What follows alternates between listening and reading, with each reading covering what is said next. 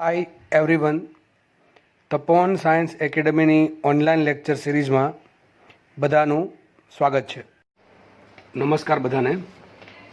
આજે આપણે ટ્રાન્ઝિસ્ટરમાં આગળનો ટોપિક ટ્રાન્ઝિસ્ટરની લાક્ષણિકતા અને ટ્રાન્ઝિસ્ટરનો એમ્પ્લીફાયર તરીકે ઉપયોગ, આ બે ટોપિકની ચર્ચા કરીશું. જોકે તમારા એક્ઝામના પર્સપેક્ટિવથી આ બંને ટોપિક અતિ મહત્ત્વના છે. આ બંને ટોપિકમાંથી દાખલા પૂછાવાના ચાન્સીસ મેક્સિમમ છે અને ભૂતકાળમાં ઘણા બધા દાખલા આ બંને ટોપિકમાંથી પૂછાયેલા છે.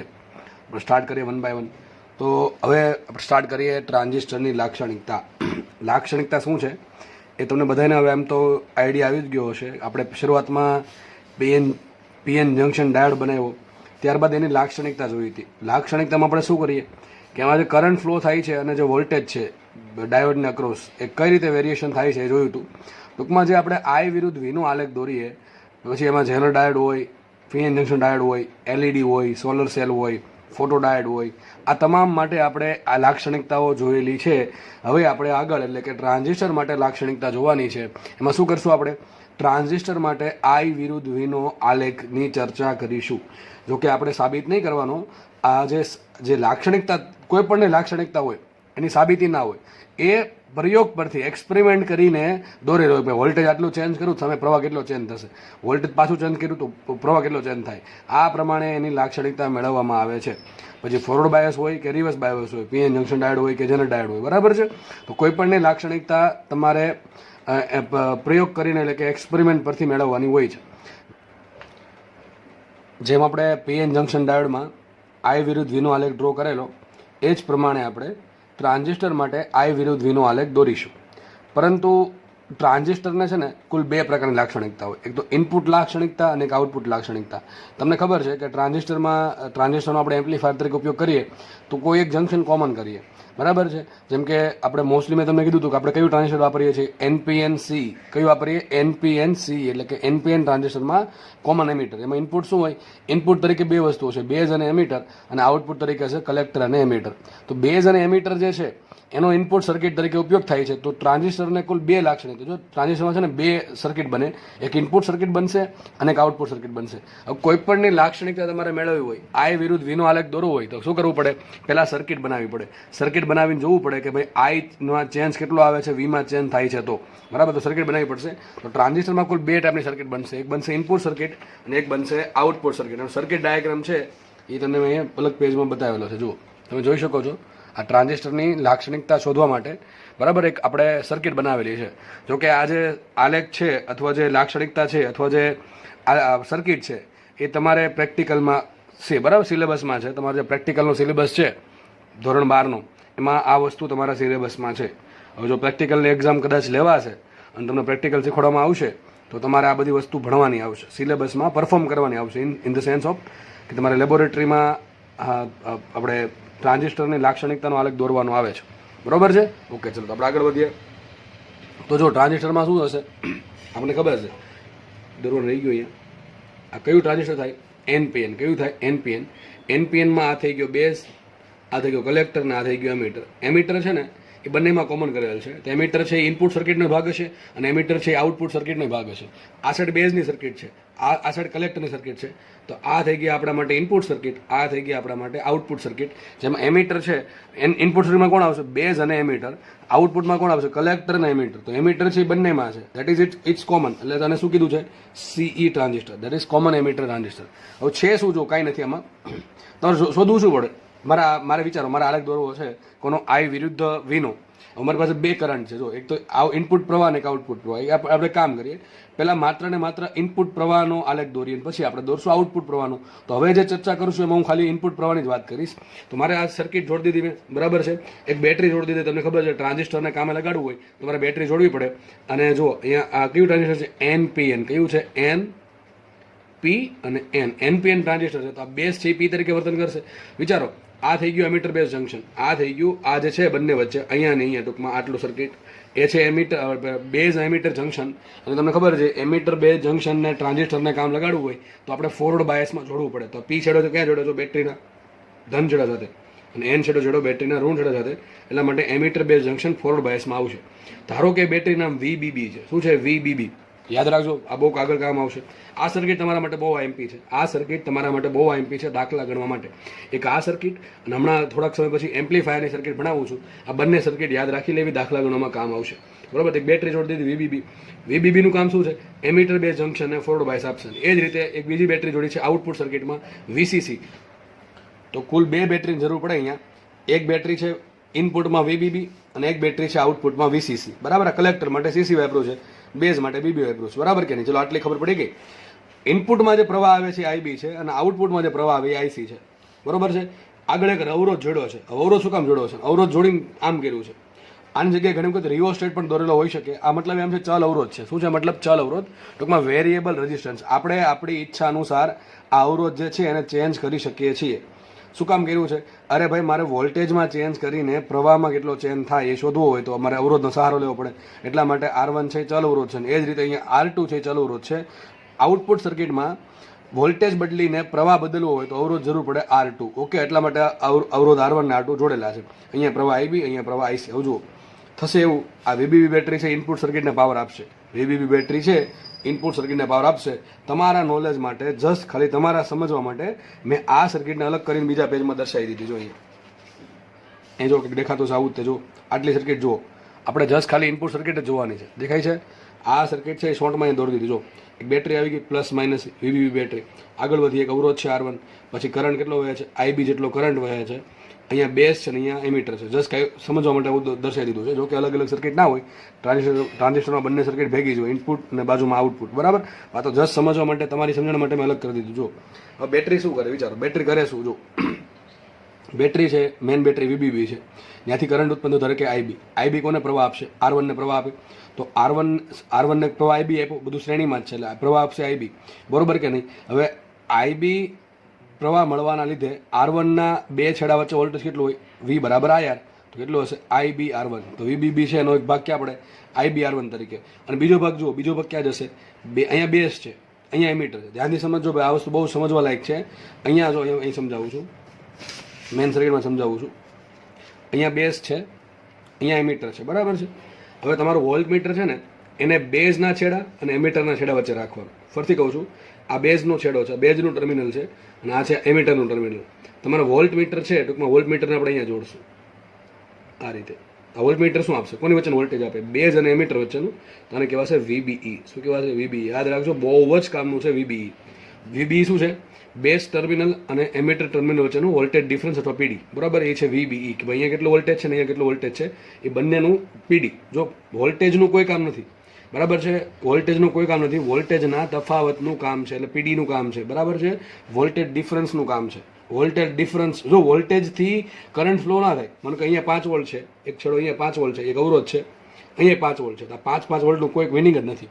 આ 5 વોલ્ટ હોય કે ના હોય કંઈ ફરક પડે નહીં. 5 વોલ્ટ લખો કે 0 વોલ્ટ લખો, કાંઈ ફરક નથી. કારણ શું? બંને જગ્યાએ વોલ્ટેજ સરખું છે. વોલ્ટેજનો તફાવત છે ના. અહીંયા 5 વોલ્ટ, અહીંયા 5 વોલ્ટ, તફાવત કેટલો? 0 વોલ્ટ. 0 વોલ્ટ એટલે આ જે અવરોધ છે એમાંથી કરંટ ફ્લો થશે નહીં. એટલા માટે જ કહું છું વોલ્ટેજનું મહત્વ નથી. ખાલી વોલ્ટેજ હોવાથી ખાલી વોલ્ટેજ હોવાથી કરંટ ફ્લો થાય નહીં. તમારે કરંટ ફ્લો કરાવવો હોય કોઈ પણ ઇન્ડક્ટરમાંથી, કેપેસિટરમાંથી કે આપણે અવરોધમાંથી, હંમેશા વોલ્ટેજ ડિફરન્સ હશે. બે છેડા વચ્ચે વોલ્ટેજ ડિફરન્સ હોવો જોઈએ. અહીંયા 5 વોલ્ટો ને 15 વોલ્ટો ચાલે, અહીંયા 5 વોલ્ટો, અહીંયા -5 વોલ્ટ ચાલે. ટૂંકમાં બે જગ્યાએ સરખું વોલ્ટેજ ના હોવું જોઈએ. મતલબ કે અહીંયા આને આમ દોરો કે આમ દોરો, 0 વોલ્ટ બે સરખું જ કન્ડિશન છે. એટલે વોલ્ટેજનું કોઈ વેલ્યુ નથી. વોલ્ટેજ ડિફરન્સનું મહત્વ છે. એટલા માટે ડિફરન્સ લખો છે VBE. બરાબર છે. અહીંયા ધારો કે વોલ્ટેજ VB છે, અહીંયા વોલ્ટેજ VE છે, તો બંને વચ્ચે વોલ્ટેજ આવશે VBE. તો VBE શું છે? બેઝ અને એમીટર વચ્ચે, બેઝ અને એમીટરના ટર્મિનલ વચ્ચે PD. બરાબર. કેટલો વોલ્ટેજ ડિફરન્સ છે? હવે વિચાર કરો, આ પોઈન્ટ છે અને આ પોઈન્ટ છે, બે પોઈન્ટ વિચારો, આ પોઈન્ટ ને આ પોઈન્ટ. શું બંને વચ્ચે કાંઈ છે? કંઈ નથી. સિમ્પલ વાયર છે.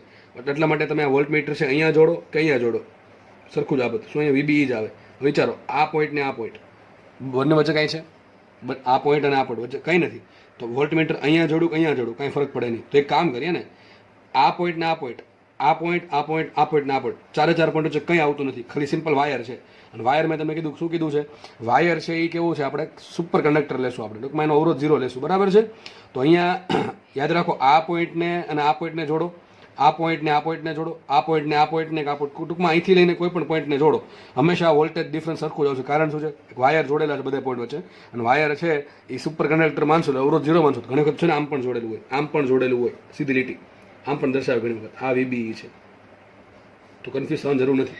આ બે પોઈન્ટ લો, ધ્યાનથી સમજો ભાઈ, આ બધું એકદમ ડિટેલમાં સમજાવું છું જસ્ટ તમારા નોલેજ માટે, કે દાખલામાં તમને સર્કિટ ગમે એમ આપે, આપણે પાછા ના પડવા જોઈએ, બરાબર છે.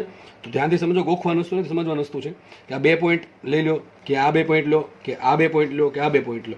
દરેક પોઈન્ટ સરખો જ છે. કારણ શું છે, દરેક વચ્ચે વાયર છે, અને વાયર છે આપણે શું માનશું, 0 અવરોધવાળી વસ્તુ માનશું, બરાબર છે. એટલા માટે આ બે પોઈન્ટ વચ્ચે દરેક વચ્ચે વોલ્ટેજ કેટલો છે, VBA છે. તો તમે વોલ્ટમીટર અહીંયા જોડશો, અહીંયા જોડશો, અહીંયા જોડશો, બહુ કંઈ ફરક પડે. જો કે પ્રેક્ટિકલમાં થોડોક ફરક પડે, કારણ કે જેમ વાયરની લંબાઈ વધે એમ થોડોક તો અવરોધ વાયરને હોવાનો જ તે, બરાબર. પ્રેક્ટિકલમાં 0 અવરોધવાળો વાયર હોય નહીં, થોડોક ફરક પડે, બહુ હજુ ફરક પડે નહીં. તો યાદ રાખજો આ VBE છે. આ અહીંયા તે આ બધું એમીટર જ છે, યાદ રાખો ને, આ બધું એમીટરનું જ કામ છે બંને સાઈડ, બરાબર. તો આટલી ખબર પડે કે એ જ સર્કિટ જો મેં અહીં દોરી દીધી છે સાઈડમાં, અહીં દોરી દીધી છે સાઈડમાં, જસ્ટ તમારા નોલેજ માટે ઇનપુટ સર્કિટ. તો એક કામ કરીએ, આપણે જોડી દઈએ વોલ્ટમીટર. અહીંયા આવશે VBE જેટલું વોલ્ટમીટર. આ વોલ્ટમીટર જોડી દીધું, શું માપશે, બેઝ અને એમીટર વચ્ચેનો વોલ્ટેજ માપશે. એક કામ કરીએ, એમીટર જોડી દઈએ, એમીટર શું માપશે, એમીટર માપશે IB જેટલો કરંટ. તો ચલો સર્કિટ શું બની, સર્કિટ કંઈક આવી બની છે. મેન બેટરી VBB છે. મેન બેટરી શું કામ કરે છે, બે વસ્તુ કરે છે. એક તો અવરોધ R1 ને શું આપે, પ્રવાહ આપે છે. કેટલો પ્રવાહ આપે, IB પ્રવાહ આપે. તો એના કારણે કેટલું વોલ્ટેજ લેશે આ અવરોધ, IBR1 કેટલું લેશે, IBR1. ભાઈ વોલ્ટેજ કેટલું લે, અવરોધ વોલ્ટેજ કેટલું લે, V બરાબર IR જેટલું. R અવરોધમાંથી I જેટલો પ્રવાહ પસાર થતો હોય તો એમાં વોલ્ટેજ કેટલું હોય, બે છેડા વચ્ચે V જેટલું હશે, બરાબર. V બરાબર IR હશે. તો એ જ રીતે અવરોધ R1 નાથી પસાર થાય છે પ્રવાહ IB, એના કારણે કેટલું વોલ્ટેજ જાય, IB × R1. તો VBB બેટરી છે એનો એક ભાગ કયો આવ્યો, IB × R1 આવ્યો. બાકીનું જે વોલ્ટેજ વધશે, જો જરૂર નથી કે બધું વોલ્ટેજ આ લઈ લે, બરાબર છે. બાકીનું જે વોલ્ટેજ વધશે ક્યાં વધશે, એમીટર અને બેઝ વચ્ચે, બરાબર. તો બાકીનું કેટલું છે, VBE. તો આ થઈ ગઈ ઇનપુટ સર્કિટ પૂરી, બીજું કાંઈ છે જ નહીં, બરાબર છે, બીજું કંઈ છે નહીં. ઓકે, ચલો. તો હવે જો આપણા હાથમાં છે, જેટલું આપણે R1 ચેન્જ કરશું એમ IB માં ચેન્જ આવે, VB માં છે. જો VBB કેવું છે, VBB તો એક ફિક્સ બેટરી, ધારો કે તમે 5 વોલ્ટની બેટરી જોડો તો ફિક્સ થઈ ગયું, એ 5 વોલ્ટમાંથી ઘટશે નહીં, વધશે નહીં, બરાબર, નોર્મલ કન્ડિશનમાં.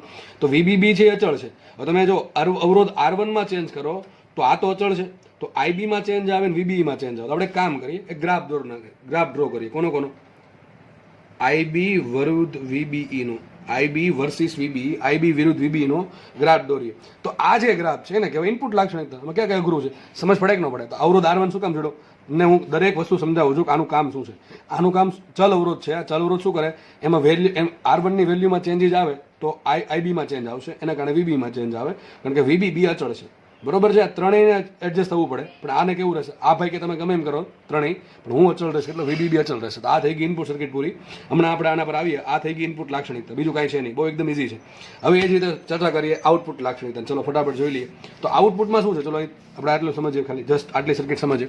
આ છે આઉટપુટની સર્કિટ. જુઓ, આઉટપુટમાં તમને ખબર છે બેટરી જોડેલ છે, VCC બેટરી. VCC કેવું અચળ છે, VCC અચળ છે, VBB અચળ છે. બેટરી જે પણ જોડેલી હોય એ અચળ હોય, એમાં ચેન્જીસ આવે નહીં. VCC બેટરીના ધન છેડામાંથી ધારો કે IC જેટલો કરંટ ઉત્પન્ન થયો, IC કરંટ અવરોધ R2 માંથી પસાર થયો, બરાબર છે. અવરોધ R2 માંથી પસાર થયો અને આગળ વધીને આ પ્રમાણે સર્કિટ કમ્પ્લીટ થાય છે. તો અહીંયા પણ એવું જ થશે. જો એ જ સર્કિટ અહીં દોરી દીધી છે, અહીંયા કલેક્ટર છે, અહીંયા એમીટર છે. જુઓ, હવે એવું કાંઈ જરૂર નથી કે VCC બેટરી છે ને બધો ઉપયોગ કરંટ આપવામાં થયો, થોડોક વોલ્ટેજ વધશે. આ કોનો પોઈન્ટ છે, આ છે કલેક્ટરનો પોઈન્ટ અને આ છે એમીટરનો પોઈન્ટ. તો અહીંયા કેટલો વોલ્ટેજ હશે, VCE. જેમ VBE વોલ્ટેજ હતું અહીંયા, એ પ્રમાણે અહીંયા VCE વોલ્ટેજ છે. સમજ પડે કે ન પડે. તો VCE વોલ્ટેજ શું છે, કલેક્ટરના ટર્મિનલ અને એમીટરના ટર્મિનલ વચ્ચેનો વોલ્ટેજ ડિફરન્સ. VBE અને VCE અલગ અલગ વસ્તુ હોય, કારણ કે અહીંયા બેટરી અલગ જોડેલી છે, અહીંયા અલગ પ્રવાહ મળે છે, એટલે અહીંયા વોલ્ટેજ VBE અલગ હશે, અને અહીંયા આઉટપુટમાં બેટરી અલગ જોડેલ છે VCC, એટલા માટે અહીંયા અલગ પ્રવાહ હશે અને અલગ વોલ્ટેજ હશે, બરાબર. તો આ બેન કે લેવા દેવા છે નહીં, લેવા દેવા છે એ જોશું આપણે હમણાં, પણ આમ તમે ઘડીક માની લો કે લેવા દેવા છે નહીં, કારણ કે બે અલગ અલગ બેટરી પર કામ કરે એટલા માટે. ઓકે, તો આટલી ખબર પડી કે જેમ ઇનપુટ છે એમ આઉટપુટ છે. ચલો VCC ના બે ભાગ પડશે. VCC શું કરશે, એક અવરોધ R2 ને પ્રવાહ આપશે, કેટલો પ્રવાહ આપશે, IC પ્રવાહ આપશે. તો આ કેટલો વોલ્ટેજ લેશે, અવરોધ R2 કેટલું વોલ્ટેજ લેશે, IC × R2. તો શું બધું વોલ્ટેજ અહીંયા વપરાય જશે, ના, થોડુંક વોલ્ટેજ અહીંયા વધશે. કેટલું વધશે, VC જેટલું વોલ્ટેજ વધશે. અને ઘણી વખત કરંટ IE પણ દોરેલો હોય છે. ઓકે, ચલો. તો એ જ સર્કિટ એ દોરી દીધી છે. એક VCC બેટરી છે, એક અવરોધ જોડો R2. આગળ સર્કિટ આ પ્રમાણે છે. આ છેડો અને આ પોઈન્ટ વચ્ચેનું વોલ્ટેજ કેટલું છે, વચ્ચેનું વોલ્ટેજ છે VCE. ફરી પાછી એ જ વાત, જો આ પોઈન્ટ લો કે આ પોઈન્ટ લો, કે ફરક પડે, કંઈ ફરક નહીં પડે, કારણ કે બે પોઈન્ટ સરખા છે. તમે આ પોઈન્ટ લો, આ પોઈન્ટ લો, આ પોઈન્ટ લો, આ પોઈન્ટ લો, કે ફરક પડે ના પડે? તો ઘણી વખત આવું દોરેલું હોય, આ વોલ્ટેજને વીસી કીધું હોય, એ પણ સાચું છે. આ વોલ્ટેજને પણ વીસી કીધું એ પણ સાચું છે. વોલ્ટેજ અહીંયા લખો કે અહીંયા લખો કે ફરક પડે નહીં. આ જો અહીંયા કંઈક અવરોધ આવી જતો હોય કે ભાઈ અહીંયા અવરોધ છે, અહીંયા કંઈક અવરોધ છે, તો તમે આમ કરી ના શકો. બધા પોઈન્ટ સરખા છે, ખાલી વાયર જ છે, એક સિમ્પલ વાયર છે, એટલા માટે આપણે વોલ્ટેજ બધી જગ્યાએ સરખું લઈ શકીએ. તો આ તમારી આઉટપુટ સર્કિટ થઈ ગઈ સિમ્પલ. આમાં શું કરશે? વીસીસી જે મેઇન બેટરી છે શું કરે?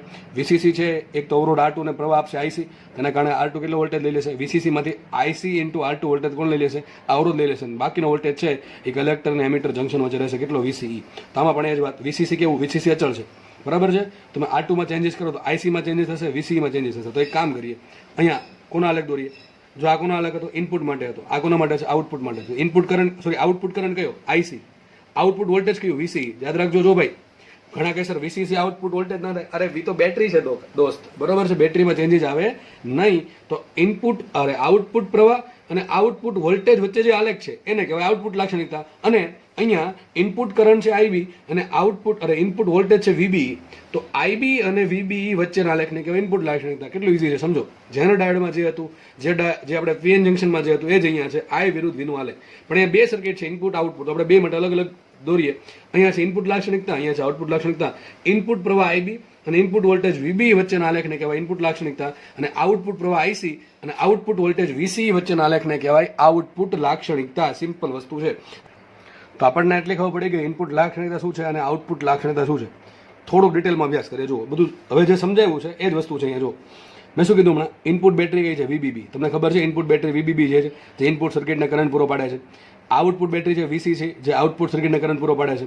હવે આપણી પાસે ઇનપુટ સર્કિટમાં કોણ છે? ઇનપુટ સર્કિટમાં બેઝ ને એમીટર છે. કોણ છે? બેઝ ને એમીટર.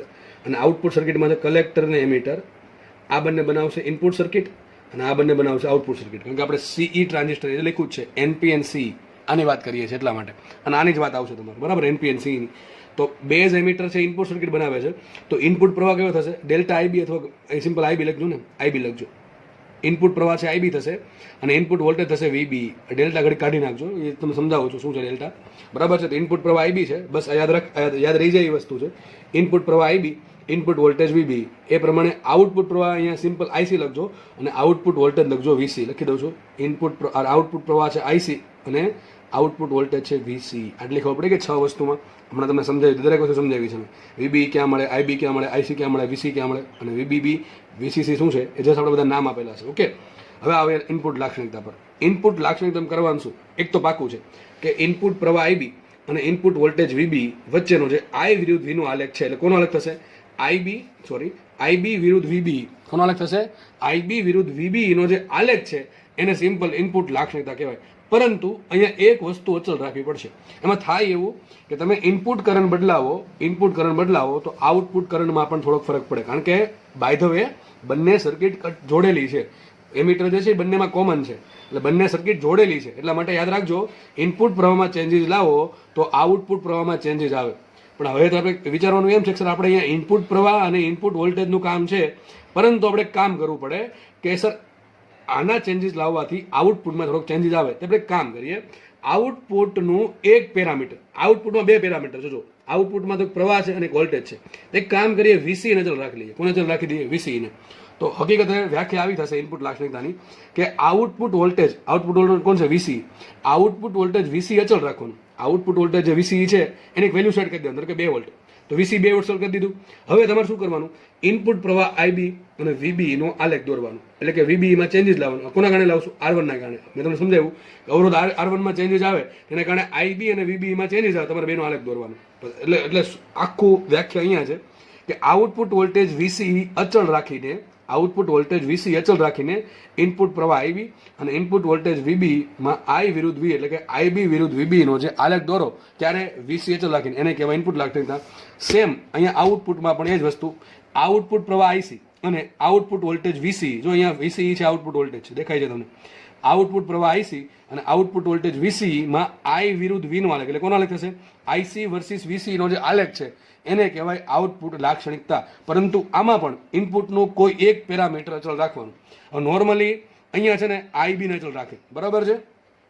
જો ભાઈ ઓલરેડી સેટ જ છે, કારણ કે એક્સપેરિમેન્ટ જે છે એ કરેલા છે.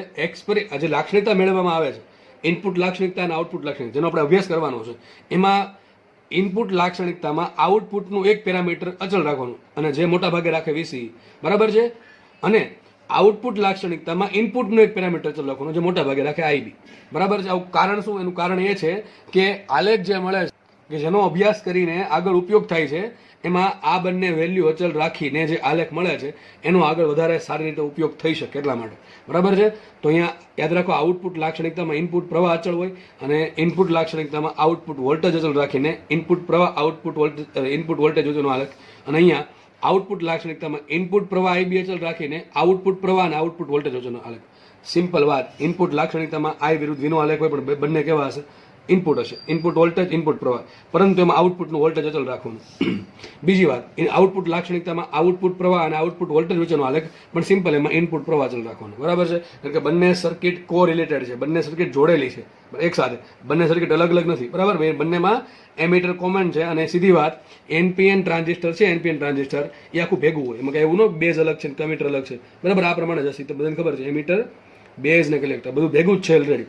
તો જસ્ટ આપણે આપણી સવલત માટે આપણી શું કહેવાય આપણે આ ટ્રાન્ઝિસ્ટરનો સારી રીતે ઉપયોગ કરી શકીએ અને સારી રીતે સમજી શકીએ એટલા માટે અલગ અલગ લાક્ષણિકતાઓ ભણીએ છીએ. બાકી બધું એક ભેગું જોડે જ છે, બરાબર. બધું કો રિલેટેડ છે એકબીજા સાથે. આગળ વધીએ આપણે લાક્ષણિકતા તરફ. ચલો, તો આપણે છે ને હમણાં તમને કીધું મેં, ઇનપુટ લાક્ષણિકતા કેવી મળે. હવે કેવી મળે, ક્યાંથી મળે આપણને? એક્સપેરિમેન્ટ પરથી. આખી સર્કિટ બનાવવાની, ટ્રાન્ઝિસ્ટર લેવાનું, સર્કિટ બનાવવાની, આ પ્રમાણે બેટરી જોડવાની અને વીસીઈનું કોઈક અચળ જે આઉટપુટ વોલ્ટેજ એનું એક મૂલ્ય અચળ રાખવાનું અને ત્યારબાદ અવરોધ R1માં ચેન્જ કરવાનું. એટલે ઇનપુટ પ્રવાહ અને ઇનપુટ વોલ્ટેજ વીબીમાં અને આઈબીમાં ચેન્જીસ આવશે, તમને આવા આલેખ મળશે. માનો કે તમે વીસીની એક કિંમત લઈ લો, માનો કે વીસી બરાબર 2 વોલ્ટ, આપણે માની લઈએ 2 વોલ્ટ લીધા. વીસીનું 2 વોલ્ટ મૂલ્ય ફિક્સ કરી નાખો. એ ક્યાંથી કરશું? R2 પરથી. R2 ની વેલ્યુ ફિક્સ રાખીને આપણે ટૂંકમાં R2ના આધારે આપણે વીસી બરાબર 2 વોલ્ટ સેટ કરી દીધું. એક આઉટપુટ સર્કિટમાં વોલ્ટેજ જોડ્યું, વોલ્ટમીટર જોડ્યું હોય એના આધારે આપણે સેટ કરી શકીએ. હવે માનો કે વીસી સેટ થઈ ગયો, હવે તમારે શું કરવાનું? અવરોધ R1 ચેન્જ કરવાનો. અવરોધ R1માં ચેન્જ કરશો એટલે ઇનપુટ પ્રવાહ આઈબી અને ઇનપુટ વોલ્ટેજ વીબી માં ચેન્જ આવશે. આ કેવું રાખવાનું? અચળ. દર વખતે અચળ રાખવાનું છે, બરાબર છે. હવે તમે એક કામ કરો, આઈબી R1 બદલાવો એટલે આઈબી મળશે, વીબી મળશે. પાછું R1 બદલાવો, કંઈક નવી કિંમત લાવો તો આઈબી મળે, વીબી મળે. ત્રીજી કિંમત બદલાવો R1 ની તો આઈબી મળે, વીબી મળે. આ પ્રમાણે 4, 5, 6, 7, 8, 10 પોઈન્ટ એવા કંઈક પોઈન્ટ લો, બરાબર. 10 રીડિંગ લો. કોના? R1ના, આઈબીના, વીબીના. એના આધારે તમે ગ્રાફ દોશો કે તમને આવો ગ્રાફ મળે. વીસીઈની કિંમત અચળ છે, વીસીઈની કિંમત અચળ છે અને સામે આઈબી અને વીબી એટલે કે ઇનપુટ પ્રવાહ અને ઇનપુટ પ્રવાહ અને ઇનપુટ વોલ્ટેજ વચ્ચે કંઈક આવો ગ્રાફ મળશે. આ થઈ ગઈ ઇનપુટ લાક્ષણિકતા. હવે એક કામ કરીએ, આપણે અવરોધ R2 ની કિંમત પાછી ચેન્જ કરીએ અને વીસી બરાબર ધારો કે હું 2 વોલ્ટની જગ્યાએ 4 વોલ્ટ રાખું, ટૂંકમાં વીસી બદલાયો. હવે ફરીથી પાછો સેમ વસ્તુ કરું કે R1 બદલાવું તો આઈબી કેટલો બદલે, વીબી કેટલો બદલે. પાછો R1 બદલાવું, આઈબી કેટલો બદલે, વીબી કેટલો બદલે. એ પ્રમાણે પાછો એક્સપેરિમેન્ટ રિપીટ કરું તો મને કંઈક નવો ગ્રાફ આવો કંઈક મળશે. પણ જો ઘણા કેસર આમાં ફરક શું? અરે આ પણ આઈબી વિરુદ્ધ વીબી નો આલેખ છે અને આ પણ આઈબી વિરુદ્ધ વીબી નો આલેખ છે, પણ અહીંયા વીસી ની કિંમત અલગ છે. અહીંયા આખા આલેખ માટે વીસી ની કિંમત કેટલી છે? 2 વોલ્ટ એટલે VCE1. મેં નામ આપ્યું જનરલી VCE1. આ આખા આલેખ માટે VCE ની કિંમત અચળ છે, ધારો કે 4 વોલ્ટ છે. પછી ધારો કે હજી એક કિંમત લઈ લઈએ, VC બરાબર 6 વોલ્ટ. VC બરાબર 6 વોલ્ટ લઈએ તો સેમ આલેખ મને કંઈક આવો મળશે, બરાબર છે. સેમ વસ્તુ રિપીટ કરવાની. તો આખા આલેખ માટે અહીંયા VCE ની કિંમત દરેક જગ્યાએ કેવી અચળ છે, પણ આઈબી અને વીબી નો આલેખ છે, બરાબર છે. તો આ ઇનપુટ લાક્ષણિકતા કોને કહેવાય? ઇનપુટ પ્રવાહ અને ઇનપુટ વોલ્ટેજ વચ્ચેનો આલેખ, પણ આઉટપુટ વોલ્ટેજ અચળ રાખીને. એક વખત અચળ રાખો, આ બીજી વેલ્યુ, આ ત્રીજી વેલ્યુ એ પ્રમાણે કરતા જાઓ તો તમને અલગ અલગ આલેખ મળતા જશે. માનો કે મેં કોઈ આલેખ બતાવ્યો છે, ધારો કે અહીંયા VC ની કિંમત VCE2 છે અને તમે જેમ જેમ VC ની કિંમત વધારશો ને એમાં આલેખ ડાબી બાજુ જશે, સોરી જમણી બાજુ જશે. કદાચ હજી તમે ચોથી વેલ્યુ તમને કંઈક આ પ્રમાણે કંઈક આલેખ મળે, દોરવા તો દોરી શકાય. આપણે આનો ચર્ચા કરીએ. હવે જુઓ, આ આલેખ કોનો મળ્યો મને? પ્રવાહ વિરુદ્ધ વોલ્ટેજનો. અહીંયા જે આઈબી મળે ને, આઈબી મેં તમને પહેલા કીધું હતું, આઈબી માઇક્રો એમ્પિયરમાં હોય. કારણ શું? એમાં અશુદ્ધિ ઓછી હોય અને વોલ્ટેજ તો વોલ્ટમાં જ મળવાનું છે, સીધી વાત છે. બેટરી વોલ્ટમાં જોડી હોય એટલે. તો માનો કે આપણે આ આલેખ પસંદ કરીએ. આ આલેખમાં બધી જગ્યાએ વીસી કેવું અચળ છે. માનો કે એના 2 પોઈન્ટ વચ્ચે મારે અવરોધ શોધવો છે. માનો કે આ પોઈન્ટ અને આ પોઈન્ટ. જો ઓહમનો નિયમનું પાલન થતું હોત તો કંઈક આલેખ આવો મળવો જોઈએ આલેખ, બરાબર. સિમ્પલ આવો મળવો જોઈએ. તો આપણે દરેક જગ્યાએ અવરોધ કેવો હોય? સરખો હોય. તો આ જે આઈ વિરુદ્ધ વીનો આલેખનો ઢાળનો વ્યસ્ત છે એ અવરોધ આપે, પણ અહીંયા ડાયરેક્ટ મને અવરોધ મળશે નહીં, કારણ કે આલેખ છે એ સુરેખ નથી. કેવો છે? આલેખ છે એ વક્રાકાર બને છે, એટલા માટે આપણે ઓહમનો નિયમ પાલન થતો નથી, તો તમને ડાયરેક્ટ અવરોધ મળશે નહીં. માનો કે તમારા 2 પોઈન્ટ વચ્ચે અવરોધ શોધવો છે તો શું કરવાનું? આ 2 પોઈન્ટનો ઢાળ શોધવો પડે. તો એક કામ કરીએ, એક તો આ એટલું લઈએ અને આ લઈએ. આ શું આવશે? આ વાય એક્સ પર શું બતાવે છે? પ્રવાહ બતાવે છે. તો અહીં શું આવશે? Delta IB. તો કે પ્રવાહ IB1 છે, એ પ્રવાહ IB1 છે, અહીંયા પ્રવાહ IB2 છે. આ પોઈન્ટ પર પ્રવાહ IB1 છે, આ પોઈન્ટ પર પ્રવાહ IB2 છે. તો વચ્ચે કેટલો પ્રવાહ આવશે? Delta IB. ને એ જ પ્રમાણે ધારો કે આ પોઈન્ટ પર વોલ્ટેજ છે VBE1 અને આ પોઈન્ટ પર વોલ્ટેજ VBE1 વોલ્ટેજ છે, અહીંયા VBE2 વોલ્ટેજ છે. બેનો ડિફરન્સ શું મળશે? Delta VBE. બરાબર છે. તો આ પ્રમાણે તમને ડેલ્ટા આઈબી મળશે અને ડેલ્ટા VBE મળશે. અવરોધ કોને કહેવાય? વોલ્ટેજ ભાંગ્યા અવરોધ. બરાબર છે. સોરી, વોલ્ટેજ ભાંગ્યા પ્રવાહને કહેવાય અવરોધ. તો અહીંયા શું આવશે? ઇનપુટ અવરોધ RI બરાબર આવશે ડેલ્ટા VBE છેદમાં ડેલ્ટા આઈબી. શું આવશે? ડેલ્ટા VBE છેદમાં ડેલ્ટા આઈબી. સીધી વાત છે. જો દેખાય છે આપણે ડેલ્ટા VBE નાનું છે, એની સરખામણીમાં ડેલ્ટા આઈબી મોટું છે. તો અંશ નાનો છેદ મોટો, તો RI ની કિંમત નોર્મલી ઓછી આવે, લગભગ કિલો ઓહમના ક્રમની આવે. 1 કિલો ઓહમ 2 કિલો એવી કંઈક આવે. બરાબર છે. RI ની કિંમત ઓછી આવે, કારણ શું છે? ડેલ્ટા VB નાનું છે અને ડેલ્ટા આઈબી મોટું છે, એટલા માટે. તો આ તમારી ઇનપુટ લાક્ષણિકતા પૂરી થઈ ગઈ. સેમ રીતે આપણે આઉટપુટ લાક્ષણિકતાની ચર્ચા કરીએ. તો આમાં તમને પ્રશ્ન કેવા પૂછાય કે ભાઈ ટ્રાન્ઝિસ્ટર નીચેનામાંથી કયો આલેખ ટ્રાન્ઝિસ્ટરની ઇનપુટ લાક્ષણિકતા બતાવે? તો આવો આલેખ દોરો, એ દોરી નાખવાનો. બરોબર છે. પણ આ બધું ગોખવાથી નહીં થાય, અને બધું સમજવું પડશે, યાદ રાખવું પડશે અને રિવિઝન કરવું પડશે. રિવિઝન વગર આ ચેપ્ટર નહીં જ આપણી પાક્કું છે, ભૂલાઈ જશે. બરાબર છે. લાંબા ગાળે આગળ વધીએ આપણે. હવે આપણે ચર્ચા કરીએ આઉટપુટ લાક્ષણિકતાની. જેમ આપણે ઇનપુટ લાક્ષણિકતા મેળવી એ પ્રમાણે આપણે આઉટપુટ લાક્ષણિકતા મેળવશું. આઉટપુટ લાક્ષણિકતામાં શું કરવાનું? જો આપણી પાસે એક તો અવરોધ R2 છે, આપણી પાસે એક અવરોધ R1 છે. R2 ને ચેન્જ કરું તો મારે આઉટપુટ પ્રવાહ IC અને આઉટપુટ વોલ્ટેજ VC માં ચેન્જ આવે, અને R1 માં ચેન્જ કરું તો હું મારે ઇનપુટ પ્રવાહ IB અને ઇનપુટ વોલ્ટેજ VBE માં ચેન્જ આવે. હવે આપણે આઉટપુટ લાક્ષણિકતાની વાત કરીએ છીએ, એટલા માટે આઉટપુટ લાક્ષણિકતામાં કોનો આલેખ હશે? આઉટપુટ પ્રવાહ IC વિરુદ્ધ આઉટપુટ વોલ્ટેજ VC. જો VCC છે એ તો બેટરી છે, આઉટપુટ બેટરી, અને VBB છે એ ઇનપુટ બેટરી છે, એટલે આમાં કાંઈ આલેખ ના હોય, તો અચળ જ હોય. બરાબર. આના આલેખ ન હોય. હકીકત આઉટપુટ વોલ્ટેજ આ છે અને ઇનપુટ વોલ્ટેજ આ છે. તો આઉટપુટ પ્રવાહ IC શામાં મળે? મિલી એમ્પિયરમાં મળે, એ આપણને ખબર છે. અને આઉટપુટ વોલ્ટેજ VC વચ્ચેના આલેખને કહેવાય આઉટપુટ લાક્ષણિકતા. પરંતુ આમાં ઇનપુટનું એક પેરામીટર અચળ રાખવું પડે. આપણી પાસે બે પેરામીટર છે ઇનપુટમાં, IB છે અને VBE છે. તમારે રાખવાનું અચળ IB ને. બરાબર. તમે IB અચળ રાખીને આલેખ દોરશો તો તમને આવા આલેખ મળશે. માનો કે શું કરવાનું? જો અવરોધ R1 પેલા ચેન્જ કરવાનો, એના કારણે IB ની એક વેલ્યુ સેટ કરી દો. ધારો કે IB છે એ ધારો કે 10 માઇક્રો એમ્પિયર, સપોઝ ધારી લઈએ 10 માઇક્રો એમ્પિયર. જો IB માઇક્રો એમ્પિયરમાં મળે. માનો કે તમે અવરોધ R1 વડે IB ની 10 માઇક્રો એમ્પિયર કિંમત સેટ કરી દીધી. પછી શું કરવાનું? તમારે આઉટપુટ સર્કિટમાં જવાનું. અવરોધ R2 બદલાવશો, IC બદલશે, VC બદલશે. એક રીડિંગ મળ્યું. પાછો અવરોધ R2 બદલાયો, પાછી આ બેની કિંમત મળશે. બીજું રીડિંગ મળ્યું IC અને VC નું. અવરોધ R2 ની પાછી કિંમત બદલાવી, ત્રીજું રીડિંગ મળશે IC VC નું. આ પ્રમાણે આપણે શું કર્યું? IB ની એક અચળ કિંમત માટે કોઈ એક અચળ કિંમત લઈ લો, અથવા એક કિંમત લઈ લો IB ની એક કિંમત માટે, IC ના મૂલ્યો અને VC ના મૂલ્યોનો ગ્રાફ પ્લોટ કરો, તો કંઈક તમને આવો આલેખ મળશે. કંઈક આવો આલેખ મળે. જુઓ, આ રીતે સિમ્પલ આવો આલેખ મળશે. બરાબર છે. દેખાય છે? અહીંથી સ્ટાર્ટ થશે આલેખ આ પ્રમાણે, અને આખા આલેખમાં આ પોઈન્ટથી લઈને આ પોઈન્ટ સુધીમાં IB ની કિંમત અચળ રાખી. ધારો કે 10 માઇક્રો એમ્પિયર, તો 10 માઇક્રો એમ્પિયર. ટૂંકમાં આખા આલેખ માટે IB ની કિંમત અચળ છે, પણ IC ની અને VC ની કિંમત બદલા કરશે. સમજ પડે કે ન પડે? ઓકે, ચલો આગળ વધીએ. હવે એક કામ કરીએ. ધારો કે હું IB ની કિંમત વધારું છું 10 માઇક્રો એમ્પિયરમાંથી 20 માઇક્રો એમ્પિયર. ક્યાંથી કરીશ? R1 માંથી. R1 માં ચેન્જીસ લાવીશ, IB માં ચેન્જીસ આવશે. ધારો કે IB બરાબર હું 20 માઇક્રો એમ્પિયર સેટ કરું, અને હવે પાછું વસ્તુ રિપીટ કરું કે R2 માં ચેન્જ કરીને IC VC નો આલેખ દોરું, તો કંઈક આલેખ મને આવો મળે. જો શાંતિ સમજો, આ પ્રમાણે આલેખ મળે. ધારો કે આ પ્રમાણે આલેખ મળ્યો મને. બરાબર છે. તો અહીંયા IB1 કરતા IB2 મોટા છે. બરાબર. આમ ગ્રેટર ધેન આ બાજુ એની નીચે તમે સાઈડમાં લખી નાખું, IB1 કરતા IB2 મોટા, એના કરતા IB3 મોટા, ટૂંકમાં બધા કરે છે. બરાબર. તો સેમ આલેખ મળશે. ફરતી પાછો ધારો કે આપણે IB ની હજી કિંમત વધારે, ધારો કે 30 માઇક્રો એમ્પિયર. આ જશે એક એક્ઝામ્પલ છે, 10, 20, 30 જ લેવી, તમે કોઈ પણ સેટ કરી શકો. તો ધારો કે 30 માઇક્રો એમ્પિયર સેટ કરી, તો આલેખ કંઈક આપણને આવો મળે છે. બરાબર. આ પ્રમાણે આલેખ મળ્યો. હજી કિંમત સેટ કરી. જો આખા આલેખમાં કિંમત કેવી? IB ની અચળ છે. બધી જગ્યાએ IB કેવું છે? અચળ છે. 30 માઇક્રો એમ્પિયર. અહીંયા બધી કેટલી? 20 માઇક્રો એમ્પિયર. અહીંયા કેટલું? 10 માઇક્રો એમ્પિયર. સમજવા માટે ધારો કે IB બરાબર હું છેલ્લી કિંમત સેટ કરી દઉં 40 માઇક્રો એમ્પિયર, તો કંઈક મને આવો આલેખ મળે છે. બરાબર કે નહીં? તો આ પ્રમાણે આઉટપુટ લાક્ષણિકતા તમને આ રીતે મળશે. IB ની અલગ અલગ કિંમત માટે મને આલેખ અલગ અલગ મળશે, પણ કોઈ એક આલેખ માટે IB ની કિંમત કેવી છે? અચળ છે. અને આલેખ છે કોનો? આઉટપુટ પ્રવાહ IC જે મિલી એમ્પિયરમાં મળે છે, એના વિરુદ્ધ આઉટપુટ વોલ્ટેજ VC નો આલેખ છે. આલેખ ખબર પડી ગઈ? ચલો આપણે આમાં સેમ રીતે અવરોધ ફાઇન્ડ કરીએ. હવે અવરોધ કોઈ એક આલેખ માટે હોય. આગળ ત્રણેય આલેખ ભૂલી જાઓ. આ ત્રણેય આલેખ ઘડી ભૂલી જાઓ. તો માનો કે મારી પાસે આ આલેખ છે. આ આલેખમાં મારા આ બે પોઈન્ટ છે, એના માટે મારે અવરોધ શોધો. તો શું કરીશ? આ બે પોઈન્ટમાં કેટલો કરંટ છે એ શોધીશ. એના કારણે મને શું મળશે? Delta IC. અને આ બે પોઈન્ટ વચ્ચે વોલ્ટેજ ડિફરન્સ કેટલો છે એ મળશે, ધારો કે ડેલ્ટા VC. તો જુઓ અહીંયા અવરોધ કોને કહેવાય? આઉટપુટ અવરોધ કોને કહેવાય? આઉટપુટ વોલ્ટેજ છેદમાં આઉટપુટ પ્રવાહ. બરાબર છે. અહીંયા AC છે, કારણ એસી શું છે? કારણ કે પ્રવાહમાં ચેન્જીસ આવ્યો એટલા માટે. તો આઉટપુટ અવરોધ આરઓ બરાબર શું આવશે? આઉટપુટ વોલ્ટેજ ડેલ્ટા વીસી છેદમાં આઉટપુટ પ્રવાહ ડેલ્ટા આઈસી. પરંતુ આઈબી કેવું અચળ છે? આઈબી કેવું અચળ છે? દેખાય છે અહીંયા કે ડેલ્ટા વીસી અંશમાં છે અને ડેલ્ટા આઈસી છેદમાં છે. અંશ જો મોટો છે, અંશ મોટો છે અને છેદ નાનો છે. ડેલ્ટા વીસીની કિંમત દેખાય છે આલેખ પરથી ઘણી મોટી છે, એની સામે ડેલ્ટા આઈસી નાનો છે. તો અંશ મોટો ને છેદ નાનો, એટલા માટે આરઓની કિંમત બહુ મોટી આવે. લગભગ 100 કિલો ઓહ્મના ક્રમની ઘણી વખત હોય, બહુ વધારે કિંમત હોય આરઓની. બરાબર છે? કારણ શું? તમને સામે દેખાય છે અહીંયા, એ દેખાય છે આપણે. બીજી વાત, એક શબ્દ આવે કાર્યશીલ વિસ્તાર. કાર્યશીલ વિસ્તાર જો સમજો, બહુ મહત્વની થિયરી છે. થશે એવું, માનો કે તમે IB1 એક કિંમત સેટ કરી દે, તમે આ પ્રમાણે આલેખ દોરવાનો પ્રયત્ન કરો. તમે શું કરશો?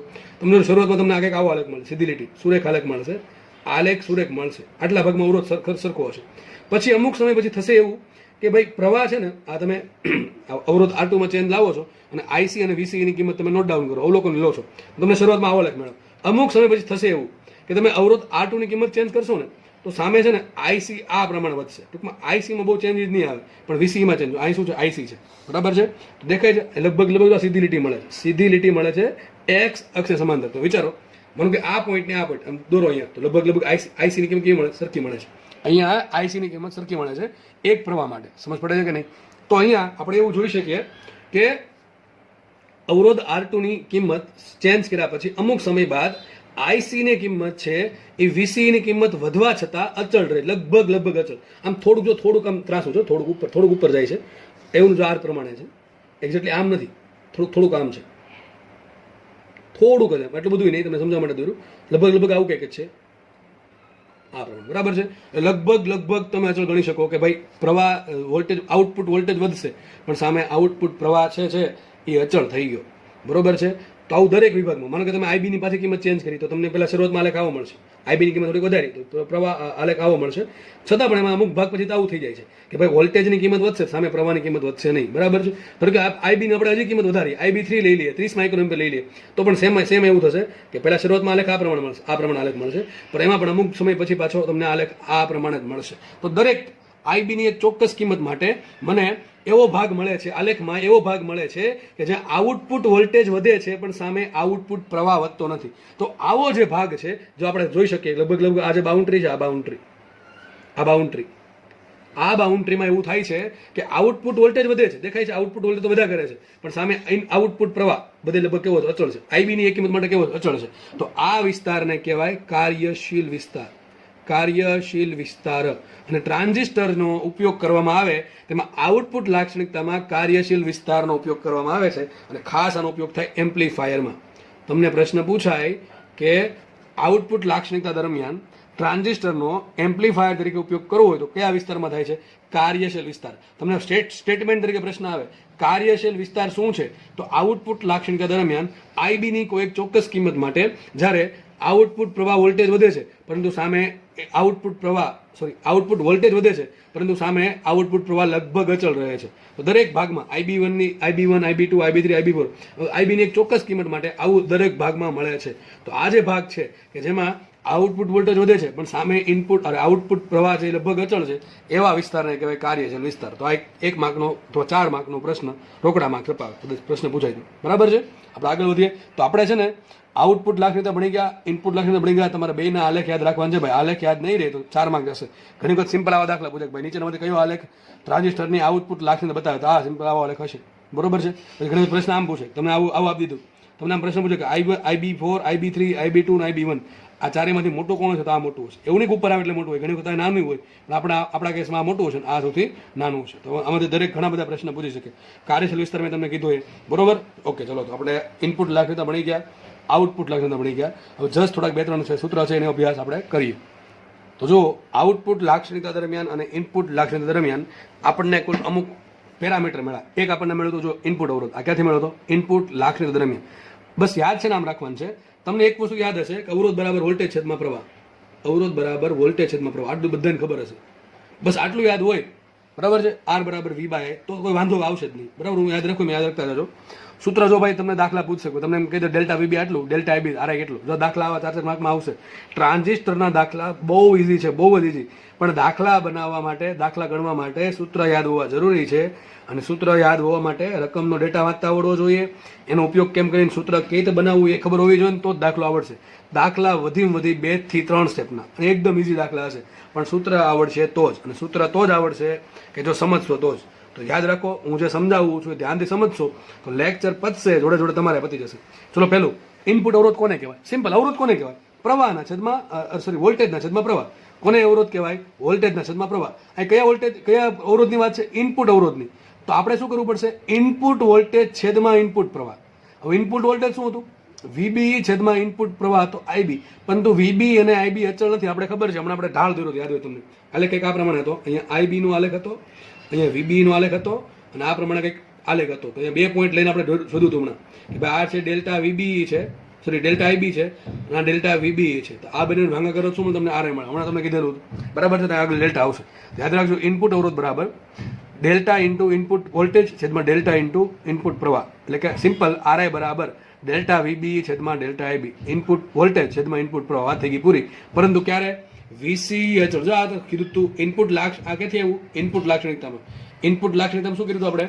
આઉટપુટ વોલ્ટેજ અચળ રાખીને ઇનપુટ વોલ્ટેજ અને ઇનપુટ પ્રવાહનો જે આલેખ દોરો, એના પરથી આપણને આરઆઈ મળ્યું. સિમ્પલ. યાદ રહી ગયું? સિમ્પલ. ચલો આગળ વધીએ. અને આ કોના ક્રમનું મળે? કિલો ઓહમના ક્રમનું મળે, કારણ કે અહીંયા ડેલ્ટા વીબી નાનું છે અને ડેલ્ટા આઈબી મોટું છે, એટલા માટે. વાત કરીએ પ્રવાહ ગેઇન, સોરી ક્યાં આઉટપુટ અવરોધની. ચલો, જેમ આપણે ઇનપુટ અવરોધ મળ્યો એ પ્રમાણે આઉટપુટ અવરોધ મળશે. આઉટપુટ અવરોધમાં શું આવશે? સિમ્પલ. અવરોધ બરાબર શું થાય? વોલ્ટેજ છેદમાં પ્રવાહ. તો આઉટપુટ અવરોધ બરાબર આઉટપુટ વોલ્ટેજ છેદમાં આઉટપુટ પ્રવાહ. આઉટપુટ વોલ્ટેજ શું છે? મેં તમને પહેલા લખાવ્યું હતું કે ઇનપુટ અવરોધ કયો, સોરી ઇનપુટ પ્રવાહ કયો? આઈબી. આઉટપુટ પ્રવાહ કયો? આઈસી. ઇનપુટ વોલ્ટેજ કયું? વીબી. આઉટપુટ વોલ્ટેજ કયું? વીસી. આગળ ડેલ્ટા મૂકવું પડે. ડેલ્ટા એટલા માટે મૂકવું પડે કારણ કે અચળ નથી, બરાબર? એટલા માટે. ઓકે, ચલો. તો આરો બરાબર શું આવશે? ઢાળ પરથી આવશે ડેલ્ટા આઉટપુટ વોલ્ટેજ છેદમાં આઉટપુટ પ્રવાહ. એટલે કે આરો બરાબર ડેલ્ટા વીસી છેદમાં ડેલ્ટા આઈસી ઢાળ પરથી. પરંતુ આઈબીની કિંમત કેવી છે? અચળ. આની કિંમત લગભગ 100 કિલો ઓહમના ક્રમની મળે, કારણ કે અહીંયા ડેલ્ટા આઈસીનો ચેન્જીસ નાનો હોય, એની સામે જે વોલ્ટેજ છે આઉટપુટ વોલ્ટેજ એનો ચેન્જીસ બહુ મોટો, એટલા માટે. ત્રીજી વસ્તુ જે આપણે ભણી ગયા છીએ આગળ, પ્રવાહ ગેઇન. બરાબર છે? હજુ અહીંયા એસી શું કામ લખ્યું છે? ડીસી ક્યાં આવે કે જે ચેન્જીસ થતો ન હોય તો આઈ બરાબર આઈસી પ્લસ આઈબી. આ મેન સમીકરણ હતું. એમાં તમને લાસ્ટ ટાઈમ મેં આલ્ફા ડીસી એટલે બીટા ડીસી અને બીટા એસી સમજાવેલું. એ ડેલ્ટા આવે એટલે એસી આવશે, બરાબર છે? તો પ્રવાહ ગેઇન કોને કહેવાય? આપણને ખબર છે, આઉટપુટ પ્રવાહ બાય ઇનપુટ પ્રવાહ. મેં તમને કીધું હતું ગેન આવે શું યાદ રાખવાનું? Output by input.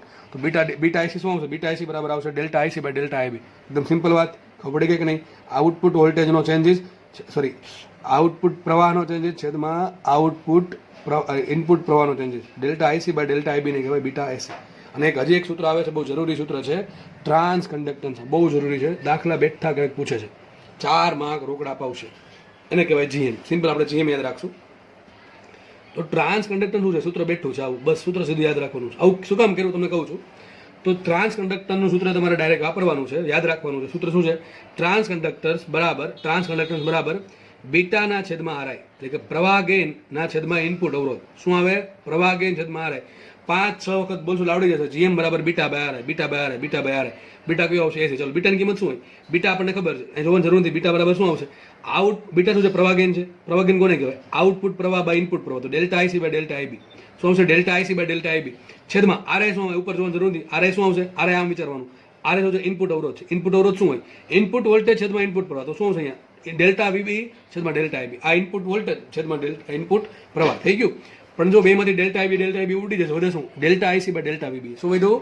Delta IC by delta VB. તો આપણે સૂત્ર મળી ગયું ટ્રાન્સ કન્ડક્ટન્સના. બીજા સૂત્ર શું મળ્યું? જીએમ બરાબર ટ્રાન્સ કન્ડક્ટન્સ. જીએમ બરાબર શું આવે? આઉટપુટ પ્રવાહ છેદમાં ઇનપુટ વોલ્ટેજ. જો ટ્રાન્સ કન્ડક્ટન્સનું મહત્વ એટલા માટે વધારે છે કારણ કે એક એવી રાશિ કે જે મને આઉટપુટ પ્રવાહ અને ઇનપુટ વોલ્ટેજનો સંબંધ આપે છે કે ભાઈ હું ઇનપુટ વોલ્ટેજમાં ચેન્જીસ કરું તો એના આધારે આઉટપુટ પ્રવાહમાં શું ચેન્જીસ થાય, કોના આધારે નક્કી થાય? જીએમના આધારે. એ નક્કી થાય ટ્રાન્સ કન્ડક્ટન્સના આધારે. જો હું ઇનપુટ પ્રવાહમાં ચેન્જ કરું તો આઉટપુટ પ્રવાહમાં કેટલો ચેન્જ થશે એ નક્કી થાય પ્રવાહ ગેઇનના આધારે. બહુ વસ્તુ મહત્વની છે. આ ટ્રાન્ઝિસ્ટર તમારે કયું વાપરવું, કયું નહીં વાપરવું, તમારા સર્કિટમાં કયું ટ્રાન્ઝિસ્ટર બે સુટેબલ છે, આ બધી વસ્તુ પરથી નક્કી થાય. બીટા પરથી, જીએમ પરથી નક્કી કરવાનું કે તમારે આઉટપુટ વોલ્ટેજ કેટલું જોવે છે, ઇનપુટ વોલ્ટેજમાં ચેન્જીસ કેટલા આવે. તો એ જ પ્રમાણે તમારે ઇનપુટ વોલ્ટેજમાં ચેન્જીસ આવે તો સામે આઉટપુટ પ્રવાહમાં કેટલા ચેન્જીસ આવે, કોના આધારે મળે? જીએમ પરથી મળે. તો માર્કેટમાં બધું છે ને ટ્રાન્ઝિસ્ટર બધી આ બધી વસ્તુના આધારે નક્કી થતું હોય ટ્રાન્ઝિસ્ટર કઈ સર્કિટમાં વપરાય છે. ફરીથી કહું છું, આઉટપુટ પ્રવાહ અને ઇનપુટ પ્રવાહનો સંબંધ કોણ આપે? પ્રવાહ ગેઇન આપે. પણ સામે આઉટપુટ પ્રવાહ અને ઇનપુટ વોલ્ટેજનો સંબંધ કોણ આપે? જીએમ આપે. તો જીએમ બરાબર સૂત્ર સિમ્પલ છે, બીટા અપોન આરઆઈ. એટલે મૂકશો એટલે કિંમત આવશે delta IC by delta IB. લખી નાખું છું બીટા અપોન આરઆઈ, પણ સૂત્ર સાચું. આ ક્યારે વાપરવું? તમને એમ કહી દીધું કે એક CN દાખલો પૂછું, ચલો કે એક CNPN ટ્રાન્ઝિસ્ટરમાં ઇનપુટ વોલ્ટેજમાં 0.5 વોલ્ટનો ફેરફાર કરતા તેના આઉટપુટ પ્રવાહમાં 3 મિલી એમ્પિયરનો ફેરફાર થાય છે. ફરીથી કહું છું, એક CNPN ટ્રાન્ઝિસ્ટરમાં તેના ઇનપુટ વોલ્ટેજમાં 0.5 વોલ્ટનો ફેરફાર કરતા ઇનપુટ વોલ્ટેજનો ફેરફાર શું આપ્યો? Delta VB. આ બધી વસ્તુ ખબર પડવી જોઈએ. રકમમાં તમને એમ નહીં કે ડેલ્ટા વીબી 0.5 છે, ગુજરાતીમાં આપશે. સામે એમ કહેશે કે આઉટપુટ પ્રવાહમાં, એટલે કોનું કીધું? આઈસી, ડેલ્ટા આઈસીમાં, એટલે કે આઈસીમાં 3 મિલી એમ્પિયરનો ફેરફાર થતો હોય તો NPNCE ટ્રાન્ઝિસ્ટર માટે જીએમ શોધો. હવે ત્યારે આ બુદ્ધિ ચાલતી હશે તો જ આવડશે. ઘરે આવીને ખબર પડશે કે જો નહીં આવડે તો રોકડા માર્ક્સમાં 4 માર્ક ગયા છે. રોકડા દાખલામાં એવો દાખલો કે જે બહુ ઇઝી હતો, 1 દાખલો હતો, એમાં 4 માર્ક ગયા છે. આવું કરવું નહીં, બરાબર છે? આવું કરવા નથી થતું બધાને. મને એમ કહો, જીએમનો એકમ શું છે? ટ્રાન્સકન્ડક્ટન્સનો. ટ્રાન્સકન્ડક્ટન્સનો એકમ શું આવે? પ્રવાહ. એટલે કે એમ્પિયર થઈ ગયું, વોલ્ટ એટલે થઈ ગયું વોલ્ટ. તો એમ્પિયર બાય વોલ્ટ ને કહેવાય મો. શું કહેવાય? મો. એટલે કે ઓમનું ઇન્વર્સ. ઓમ ઇન્વર્સ, બરાબર કે નહીં? આ પ્રમાણે લખે છે ને, ઓમ ઇન્વર્સ. બરોબર? એમએલટી પૂછે બનાવી નાખું જાતે, એ તો આવડે એટલું તો વિચારો, ઇનપુટ અવરોધનો એકમ ઓમ જ થશે, આઉટપુટ અવરોધનો એકમ ઓમ જ થશે. પ્રવાહ ગેઇનનો કોઈ એકમ ના હોય, કારણ કે પ્રવાહ બાય પ્રવાહ ઉડી ગયું. અને ટ્રાન્સ કન્ડક્ટન્સનો એકમ થશે મો અથવા ઓમ ઇન્વર્સ, બરાબર? કારણ કે પ્રવાહ છેદમાં વોલ્ટેજ, એટલા માટે. તો દરેક વસ્તુ બહુ મહત્વની છે. આટલી ખબર પડે કે આપણે એક દાખલો ગણીએ એટલે આપણને આઈડિયા આવે. ચલો, જો રકમ તમારી સામે છે, એકદમ પહેલા બેઝિક દાખલો લીધો છે, એકદમ સિમ્પલ દાખલો, બરાબર છે, જેથી તમને આવડી જાય. પછી આપણે ધીમે ધીમે એનો લેવલ વધારશું. જોકે એમાં બહુ લેવલ વધેલો દાખલા છે જ નહીં, દાખલા બધા મોસ્ટલી ઇઝી છે, સૂત્ર આધારિત દાખલા છે, એટલા માટે. જો NPN ટ્રાન્ઝિસ્ટરના એમીટરમાં 10 ઇલેક્ટ્રોન 1 માઇક્રો સેકન્ડમાં બેટરીમાંથી પ્રવેશે છે. શું કહે છે? NPN ટ્રાન્ઝિસ્ટર છે, આપણે ખબર છે, એમીટર બે છે, બેટરી જોડી હશે, અને બેઝને કલેક્ટર વચ્ચે બેટરી જોડી હોય. તો NPN ટ્રાન્ઝિસ્ટરના એમીટરમાં 10 ઇલેક્ટ્રોન 1 માઇક્રો સેકન્ડમાં બેટરીમાંથી પ્રવેશા. ઓકે, ચલો વાત કરીએ એમીટરની. એમીટરમાં શું કહે છે? કેટલા ઇલેક્ટ્રોન આવ્યો? તો આપણે n આપ્યું. n બરાબર કેટલા આવશે? 10 ઇલેક્ટ્રોન, બરાબર? આટલા ઇલેક્ટ્રોન પ્રવેશા કેટલી સેકન્ડમાં? તો સમય આપણને આપ્યો છે 1 માઇક્રો સેકન્ડ. 1 માઇક્રો સેકન્ડમાં એમીટરની અંદર 10 ઇલેક્ટ્રોન પ્રવેશે છે. તો પ્રશ્ન આટલો પૂછ્યો છે, સોરી આગળ લખ્યું છે, તેમાંથી માત્ર 2% ઇલેક્ટ્રોન બેઝના હોલ સાથે સંયોજાય છે. શું કીધું છે? એમીટરમાં જે 10 ઇલેક્ટ્રોન લગભગ કેટલા થાય? 1000 કરોડ. કેટલા થાય? 1000 કરોડ. કે NPN ટ્રાન્ઝિસ્ટરના એમીટરમાં 1 માઇક્રો સેકન્ડમાં 1000 કરોડ ઇલેક્ટ્રોન પ્રવેશે. એમાંથી માત્ર 2% ઇલેક્ટ્રોન જ બેઝમાં હોલ સાથે સંયોજાણા. તો પ્રશ્ન છે IE શોધો, IB શોધો, IC શોધો, આલ્ફા DC શોધો અને બીટા DC શોધો. જો DC ક્યાં આવશે? જ્યાં પ્રવાહમાં ચેન્જ નહીં આવે ને DC આવે, જ્યાં પ્રવાહમાં ચેન્જ આવે ને AC આવે. જેમ કે delta IC, delta IB, delta I ને શું આવે? AC આવે.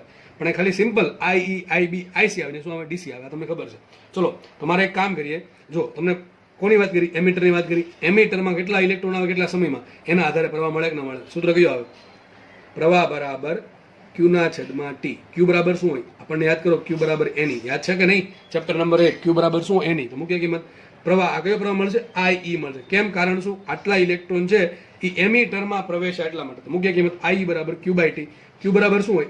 NE/T. સિમ્પલ દાખલો માટે IE એટલે એમીટરનો કરંટ કેટલો આવશે? IE બરાબર, ચલો n કેટલા છે? 10 તો 10 ઇલેક્ટ્રોનનો ચાર્જ કેટલો હોય? 1.6 10-19. જો હું ચાર્જ લઉં છું એની કિંમત લઉં છું, ખાલી માઇનસ લેતો નથી, બરાબર છે? અને ટી શું આવશે? ટી આપ્યો સમય મને 1 માઇક્રો સેકન્ડ, 10-6. તો આના આધારે મને પ્રવાહ મળશે IE બરાબર, ચલો 1.4 નંબર રહેશે. આગળ વધીએ. આ 6 ગઈ ઉપર, બરાબર ને? કેટલી ઘાત ગઈ ઉપર? તો 10/6 + 10 એટલે 10/16 થઈ. 16 ને આમ -10-3 એમ્પિયર. તો આવશે શું? માટે તો આપણને અહીંયા I બરાબર 1.6 મિલી એમ્પિયર મળશે, બરાબર? 10-3 એમ્પિયરને કહેવાય મિલી એમ્પિયર. મેં તમને પહેલાં કીધેલું હતું કે IE ની કિંમત અને IC ની કિંમત તમને મિલી એમ્પિયરમાં મળશે અને IB ની કિંમત માઇક્રો એમ્પિયરમાં મળે. નોર્મલી ટ્રાન્ઝિસ્ટરમાં આવું થાય. આપણે કામ કરીએ, મારે આમાંથી IB શોધવાનો છે અને બાદબાકી કરવી પડશે. તમને હમણાં ખબર પડી જશે હું શું બોલું છું. એટલા માટે કામ કરીએ અને માઇક્રોમ ફેરવી નાખીએ. તો મિલીમાંથી માઇક્રોમ જવું હોય તો મિલી મોટા છે, માઇક્રોના 1000 વડે ગુણો, તો 1.6 × 1000 ને કહેવાય 1600. તો આઈ બરાબર આવશે 1600 માઇક્રો એમ્પિયર. આપણે બંને ઓપ્શનમાં તમને જે આપ્યું એ ટીક કરી દેવાનું, બરાબર છે. આગળ વધીએ. હવે આમાં કીધું એવું, જો આપણને આઈ મળી ગયો, ચલો હવે પેલા ઇલેક્ટ્રોન ક્યાં આવ્યા? એમીટરમાં આવ્યા. એમીટરમાંથી ક્યાં જશે આપણને ખબર છે, આ પ્રમાણે થશે. એમીટર છે, આ બેઝ છે. પેલા એમીટરમાં ઇલેક્ટ્રોન આવ્યા કેટલા? 10 કરોડ, બરોબર છે. સોરી 10 કરોડ નહીં, 1000 કરોડ. એમાંથી 2% ઇલેક્ટ્રોન માત્ર ક્યાં ગયા? બેઝમાં. તો આઈબી કેટલો આવશે? જેટલા ઇલેક્ટ્રોન બેઝમાં સંયોજાય એટલો પ્રવાહ ઉત્પન્ન કરે. મેં તમને લગભગ એક્ઝામ્પલ આપ્યું હતું ને સમજાવવા માટે, ત્યારે 5% કીધું હતું. એમીટરમાંથી નોર્મલી 5% ઇલેક્ટ્રોન છે એ બેઝમાં સંયોજતા હોય હોલ સાથે, એટલે 5% બેઝ એટલો પ્રવાહ મળે, આઈ જેટલો. પણ અહીંયા કીધું તમને 2%, આપણે કઈ 2% લેશું તો ભાઈ જેટલા ઇલેક્ટ્રોન એમીટરમાં પ્રવેશ્યા એમાંથી માત્ર 2% ઇલેક્ટ્રોન હોલના બેઝના હોલ સાથે સંયોજાય છે. તો આઈબી કેટલા આવશે? આઈબી આવશે 2% આઈ. જેટલો કુલ કરંટ ઉત્પન્ન થયો એનો 2% કરંટ આઈબી તરીકે જશે. આમ ન ફાવે તો આમ કરવાનું કે ભાઈ આ જે કુલ ઇલેક્ટ્રોન છે એના 2% લેવાના, એટલે કેટલા મળે? 10⁸ મળે. અને 10⁸ કારણે તમારે આઈબી શોધવાનું. એક રીતે થશે, પણ એટલી લેન્ધી રીત શું કામ કરવી ભાઈ? જેટલા ઇલેક્ટ્રોન જશે એટલો બેઝ પ્રવાહ ઉત્પન્ન જશે નહીં, જેટલા બેઝના હોલ સાથે સંયોજાશે એટલો બેઝ કરંટ ઉત્પન્ન થશે. તો બે રીત છે. કુલ ઇલેક્ટ્રોનનો 2% લ્યો તો દાખલો થશે, સેમ વસ્તુ. એના કરતાં બેટર એ છે કે આપણે આ લઈ લઈએ કે ભાઈ આઈ જેટલો છે એના 2% આવશે આઈબી. તો મુખ્ય કિંમત માટે આઈબી બરાબર 2% ઓફ આઈબી. 2% શું કહેવાય? ટકા કાઢવા માટે 100 વડે ભાંગવા પડે. તો 2% છેદમાં 100% ઉડી જશે. ઇન્ટુ આઈ શું આવશે? આઈ આપણને મળે 1600 માઇક્રો એમ્પિયર. તો આ મળે છે 1600 માઇક્રો એમ્પિયર. તો કેટલા આવશે માટે આઈબી બરાબર? વિચારવાનું ભાઈ, 1600 ના 2% કરો કેટલા થાય? 32 માઇક્રો એમ્પિયર. કેટલો આવ્યો પ્રવાહ? 32 માઇક્રો એમ્પિયર. જો માઇક્રો એમ્પિયરમાં આવે છે, એટલે કે બહુ ઓછા પ્રમાણમાં હોલ સાથે ઇલેક્ટ્રોન સંયોજનનું કારણ શું? આનું કારણ તમને ખબર હોવી જોઈએ કે બેઝમાં અશુદ્ધિ કેવી ઓલરેડી ઓછી હોય. હવે સૂત્ર આમે શોધી શકો. આઈસી શોધવાનું છે. આઈસી કેટલા હોય વિચારો ને? 100%. આઈ 100% છે. તમને ખબર છે સૂત્ર કયું આવે? સૂત્ર ખબર છે તમને બધાને? સૂત્ર કયું લખી નાખું? આઈ બરાબર આઈસી પ્લસ આઈબી. આઈ 100% છે, વિચારજો. આઈ 100% છે, આઈબી 2% હોય તો આઈસી કેટલા ટકા? 98%. તો બે રસ્તા છે આઈસી શોધવાના. આઈસી બરાબર શું મળે? 98% આઈ. આમ પણ મળી શકે ને, એમ ન મળતું આમ શોધી નાખવાનું કે આઈસી કેટલા હોય. આઈસી બરાબર આઈ માંથી આઈબી બાદ કરો, બરાબર છે. માટે આઈસી બરાબર કેટલા આવશે? આઈસી બરાબર આઈ કેટલા?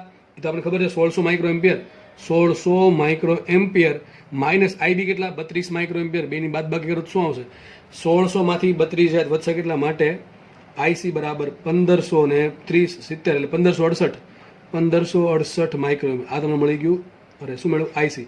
આમ પણ લખી શકો આઈસી બરાબર 1.568 મિલી એમ્પિયર, બરોબર. મિલીમાં શોધવું હોય તો આ તમને મળી ગયા આઈસી. આગળ લખે છે આલ્ફા ડીસી ને બીટા ડીસી. તો તમને જાતે આવડી જશે. આલ્ફા ડીસી શેમાં વપરાય? સીબી પરિપથમાં. યાદ રાખજો. જો ગોખવાનું આમ સમજવાનું હોય, તમારી જગ્યાએ તો આમ યાદ રાખવું કે ભાઈ આલ્ફા શેમાં વપરાય? સીબી પરિપથમાં. સીબી પરિપથમાં ઇનપુટ કોણ હોય? આઈ હોય. કલેક્ટર હોય આઉટપુટ તરીકે. તો શું આવશે અહીંયા? આલ્ફા એટલે શું થાય? પ્રવાહ ગેન થાય. પ્રવાહ ગેન શું આવે? આઉટપુટ પ્રવાહ બાય ઇનપુટ પ્રવાહ. આઈસી ભાગ્યા આઈ. આ જાતે કરજો. આટલું શું આવશે અહીંયા? 1568 છેદમાં 1600. એટલે શું આન્સર આવે? 0.98. આમને એમ ખબર પડી જાય. લખ્યું છે, દેખે કે નહીં? અને ફટાફટ આપણે બીટા ડીસી શોધી નાખીએ. બીટા ડીસી શું આવે? બીટા ડીસી ક્યાં આપણે? સીઈ પરિપથમાં. સીઈ પરિપથમાં ઇનપુટમાં કોણ હોય? બેઝ ને. આઉટપુટમાં કોણ? કલેક્ટર. તો શું આવશે અહીંયા? IC by IB. આ જાતે કરજો. આ જાતે કરી નાખજો, બરાબર છે. 1568 ભાગ્યા 32 કરજો, તમારો આન્સર આવી જશે બીટા. એમ શોધવાનું તો આમ પણ મળી શકે. બીટા બરાબર આલ્ફા છેદમાં 1 માઇનસ આલ્ફા. આમ પણ તમને બીટા મળશે. જે ગમે રીતે આન્સર લાવો સરખો જ આન્સર આવશે, કંઈ ફરક પડે નહીં, બરાબર છે. તો બે દાખલો એ સોલ્વ થાય છે. દાખલો એકદમ ઇઝી છે ને આવા દાખલા પૂછાય છે. આવા દાખલા ઇઝી રકમમાં હોય છે, છતાં પણ આવડતા નથી કારણ કે રિવિઝન કર્યું હોય નહીં. તો આવા દાખલા રોકડા માર્ક્સવાળા દાખલામાં માર્ક્સ કદાપી જવા જોઈએ જ નહીં. ઓકે, આપણે આગળ ભણીએ. હવે આપણે જે નેક્સ્ટ ભણવાનું છે એ પણ ઘણી આંબી થિયરી છે. ટ્રાન્ઝિસ્ટરનો એમ્પ્લીફાયર તરીકે ઉપયોગ, બરોબર છે. ટ્રાન્ઝિસ્ટરનો એમ્પ્લીફાયર તરીકે પહેલી વસ્તુ તો એમ્પ્લીફાયર શું છે ખબર ન હોય. જેમ કે આપણે ભણ્યા હતા કે પીએન જંકશન ડાયોડનો રેક્ટિફાયર તરીકે ઉપયોગ, એમાં આપણે જોયું હતું અર્ધ તરંગ રેક્ટિફાયર અને પૂર્ણ તરંગ રેક્ટિફાયર. એ જ પ્રમાણે ટ્રાન્ઝિસ્ટર બનાવીને મૂકી નથી દેવાનું. ટ્રાન્ઝિસ્ટરનો અલગ અલગ સર્કિટમાં ઉપયોગ કરવાનો છે. ઘણી બધી જગ્યાએ ટ્રાન્ઝિસ્ટરનો ઉપયોગ થાય, પણ આપણે માત્ર બહુ થોડાક એના જે ઉપયોગ છે એ આપણે એ સિલેબસમાં છે. બધા આપણા ઉપયોગો એના સિલેબસમાં નથી. બધા ઉપયોગ ભણવા હોય તો મેં તમને પહેલાં કીધું હતું ઇલેક્ટ્રોનિક એન્જિનિયર બનવું, એમાં ડિટેલમાં આવશે. અત્યારે આપણે જે બે ત્રણ ઉપયોગો છે સિલેબસમાં એનું ડિસ્કશન કરશું, બરોબર. ઓકે, ચલો. તો ટ્રાન્ઝિસ્ટરનો એમ્પ્લીફાયર તરીકે ઉપયોગ. હવે સહજ પ્રશ્ન, સર એમ્પ્લીફાયર શું છે?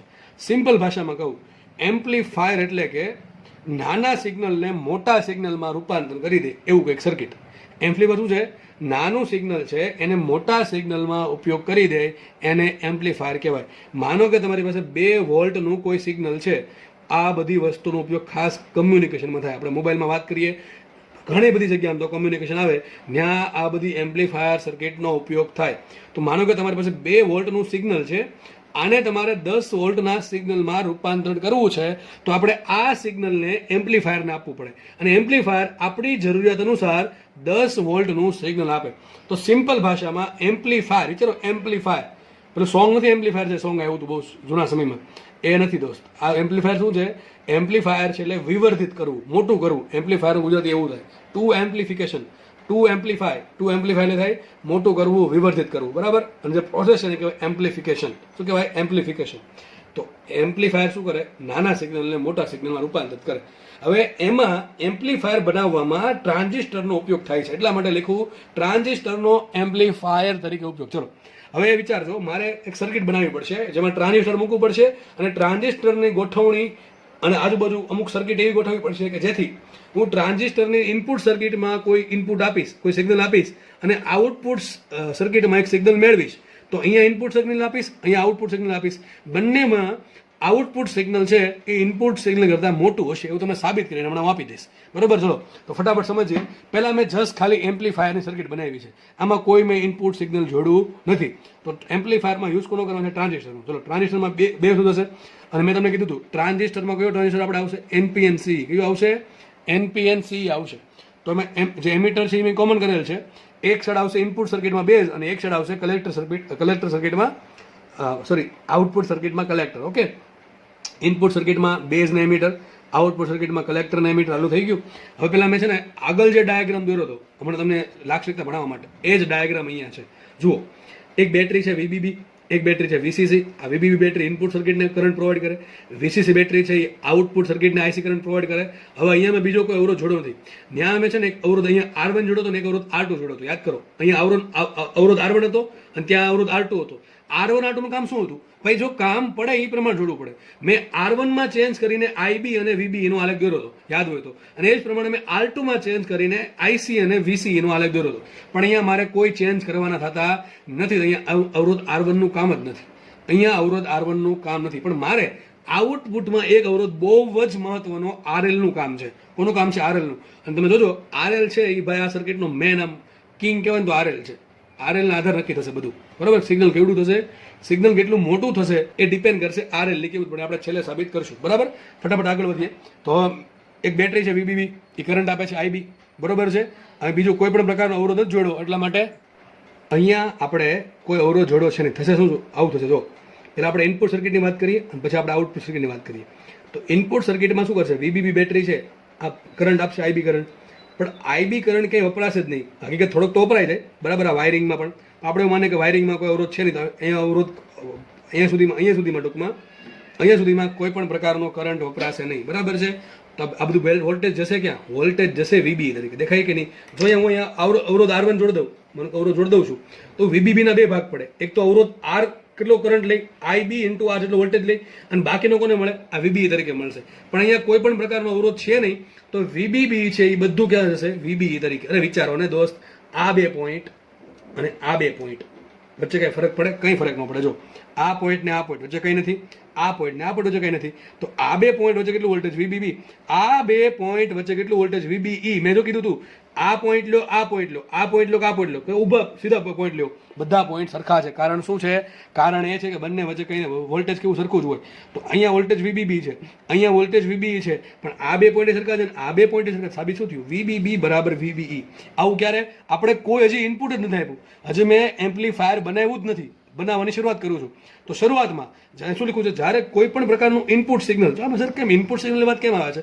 અરે એમ્પ્લીફાયર શું કરે? ઇનપુટ સિગ્નલને આઉટપુટ સિગ્નલમાં પરિણમશે, પણ મોટા વોલ્ટેજ સાથે. તો હજી મેં એમાં ઇનપુટ સિગ્નલ આપ્યું નથી, ઇનપુટ સિગ્નલ હજી મેં આપ્યું નથી. તો જ્યારે કોઈ પણ પ્રકારનું ઇનપુટ સિગ્નલ જોડવામાં ન આવે ત્યારે VBB બરાબર થાય VBE. શું થશે? VBB બરાબર VBE. જેટલી મોટી બેટરી જોડશો એટલું અહીંયા વોલ્ટેજ મળશે, જેટલી નાની બેટરી એટલું નાનું વોલ્ટેજ અહીંયા મળશે. ક્યાં? એમિટર અને બેઝ વચ્ચે. ચલો સર આઉટપુટ સર્કિટમાં શું કન્ડિશન છે? આઉટપુટ સર્કિટમાં જોઈ લઈએ. ચલો એક બેટરી છે VCC, અહીંયા તો પછી અવરોધ છે, બરાબર. કયો અવરોધ છે? RL. RL ને કહેવાય load resistance. Load resistance, load resistance એટલે એવો રેઝિસ્ટન્સ કે જેની આસપાસ, જેની સમાંતર, બરાબર છે, તમારે આઉટપુટ મેળવવાનું હોય એને કહેવાય સિમ્પલ ભાષામાં લોડ રેઝિસ્ટન્સ. થશે એવું, આ જે વીસીસી બેટરી છે આ આઉટપુટ સર્કિટને કરંટ આપશે, બરોબર છે. કેટલો કરંટ આપશે? આઈસી. ચલો, વીસીસીના બે ભાગ પડે, થોડોક કરંટ, થોડોક એટલે કેટલો? આઈસી જેટલો.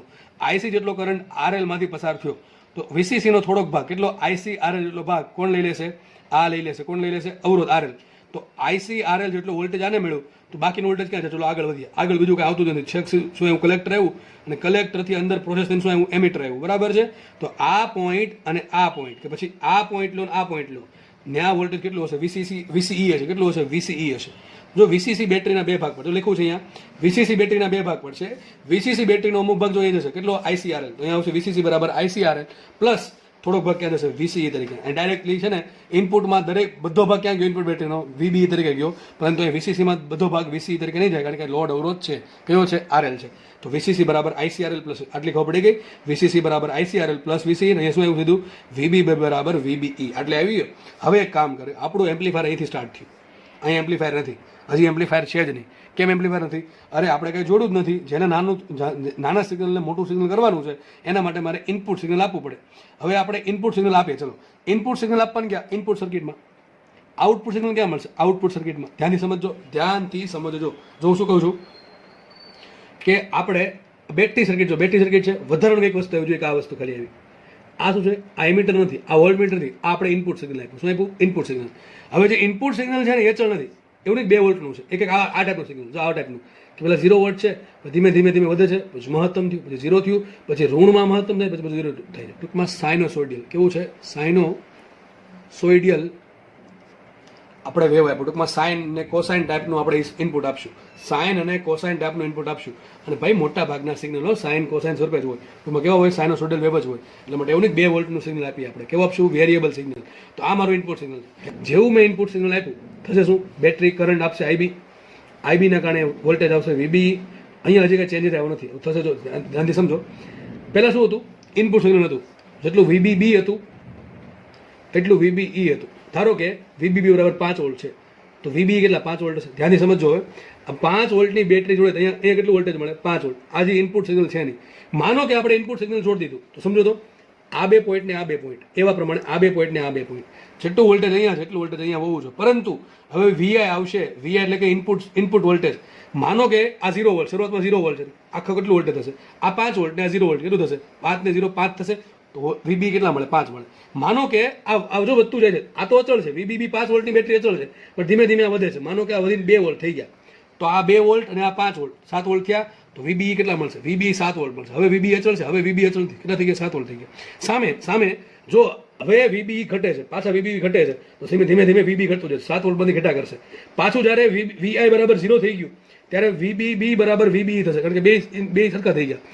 હવે સમજો, જેવું વીઆઈ છે એ ઋણમાં ગયું, આ તો 5 વોલ્ટ જ છે, જેવું ઋણમાં ગયું, ધારો કે ઋણમાં જઈને -2 વોલ્ટ થયું, આ -2 વોલ્ટ થયું, તો 5 વોલ્ટ ને -2 વોલ્ટ 3 વોલ્ટ, તો વીબી થઈ જશે 3 વોલ્ટનું. વીબી થઈ જશે 3 વોલ્ટનું. સમજ પડે છે?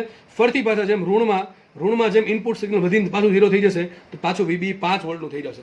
તો મને એમ કહો, પહેલા જ્યારે ઇનપુટ સિગ્નલ જોડ્યું નહોતું ત્યારે શું હતું? વીબીબી અને વીઈ સરખા હતા. પરંતુ જેવું ઇનપુટ સિગ્નલ જોડ્યું અને ઇનપુટ સિગ્નલમાં જેમ સાઇન કોસાઇન પ્રમાણે વેરિએશન આવશે, એમ વીબીઈમાં પણ વેરિએશન આવશે. તો અહીંયા વીબીઈ અચળ નથી, તો વીબીબી અચળ છે, વીબીબી તો અચળ છે, બરાબર છે, પણ વીબી અચળ નથી.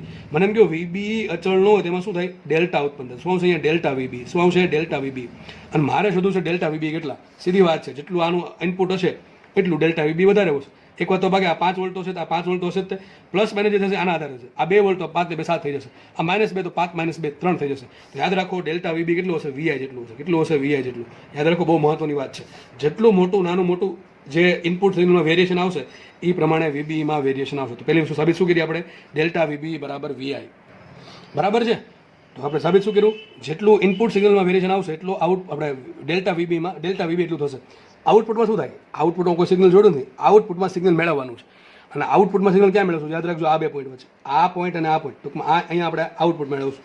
પણ જો તો દોસ્ત, આ પોઈન્ટ અને આ પોઈન્ટ વચ્ચે આપણને આઉટપુટ મળશે. અહીંયા મળશે આઉટપુટ વીઓ. કયું મળશે? Output V O. તો મને એમ કહો, આ પોઈન્ટને આ પોઈન્ટ લો અને આ પોઈન્ટને આ પોઈન્ટ લો. સમજો ધ્યાનથી. શું આ બે પોઈન્ટ વચ્ચે કંઈ છે? કંઈ નથી. શું આ બે પોઈન્ટ વચ્ચે કંઈ છે? કંઈ નથી. તો અહીંયા વોલ્ટેજ વીઓ હોય, અહીંયા વોલ્ટેજ વીઓ છે, અહીંયા વોલ્ટેજ વીઓ છે, તો દરેક આ બે પોઈન્ટ વચ્ચે, આ બે પોઈન્ટ વચ્ચે અને આ બે પોઈન્ટ વચ્ચે વોલ્ટેજ કેવું છે? વીઓ છે.